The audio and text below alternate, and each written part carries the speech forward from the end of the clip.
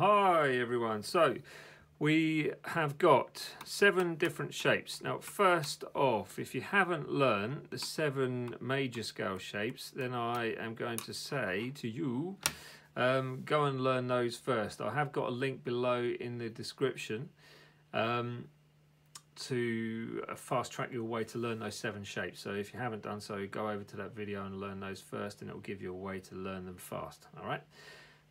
Now with the major scale, you've got 7 notes: 1, 2, 3, 4, 5, 6, 7, and then it just starts to repeat itself over and over again through the octaves. As you've got 7 notes, you've got 7 different starting positions. Now each one of these is the same thing, so you should learn that from the other video as well. So fast tracking my way through this one onto the modal side of things, we've got shape 1, 2, 3, 4, 5, 6, and 7 shapes of the major scale. Okay, now if I was to do this,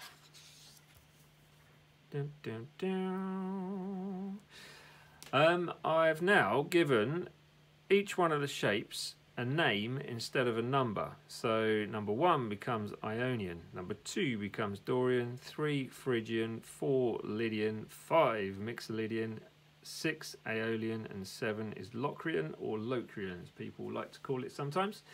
So now, instead of having 7 shapes of the major scale, we've got 7 modes of the major scale. So the first shape, which you would normally associate with the major scale, is now an Ionian mode.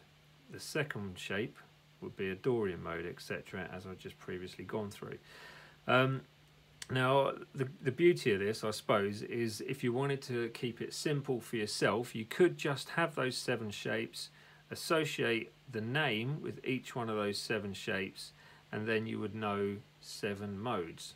So that's kind of job done, really, at the end of the day. But the same way as you had your major scale shapes when they were like this, if you know the 7 shapes and the way they link, and you can apply them in any key, in other words, if you wanted to apply this into the key of G, you would take that first shape down to 3, which then the second shape comes down to 5, etc., etc. They all move to correspond with the key. You can do exactly the same thing with the modes as well. So if we were playing the Dorian mode, if you wanted the Dorian mode in the key of G, this would be your root note just here, and you can take it down to the G note, which would be the 3rd fret on that thick string. So therefore the second shape would have to start on the 5th, because it's going to be corresponding to the key that you're playing in.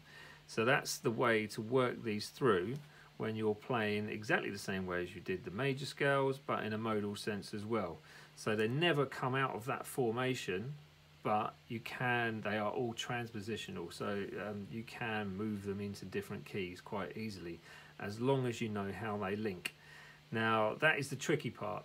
So as I said, you can tackle it in the simple way and just have the 7 individual shapes as shape 1 of each one of those modes.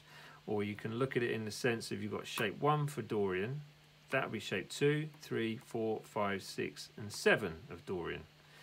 Now if you wanted shape 1 of Phrygian, that would be shape 1 of Phrygian. Shape 2, 3, 4, 5, 6, and then 7. So if you wanted shape 1 of Aeolian, which is also the natural minor scale, you've got shape 1, 2, 3, 4, 5, 6, and then 7. So they all work in that way. They keep their link, they keep their formation, but they just move in the sense of what key you're playing in and whatever mode you're looking after. So that's it. That's kind of a simple way to learn them. But if you haven't done so, as I said at the beginning of this video, if you haven't learned the 7 shapes of the major scale, that would be your starting point to nailing these. The other thing is, disclaimer as well, is the sense that I'm probably going to get a few grumples and groans about the fact that I haven't gone into the theory behind this, but at the end of the day, when I first learnt these, I just wanted to play. I couldn't be bothered with the whole theory behind it. I know it now and I understand why it's important, but when you first start playing guitar, or even when you've been playing guitar a long time, you just want to play guitar. Nothing wrong with that at all. So if you can learn the shapes and correspond the name to a shape, then you can play the modes.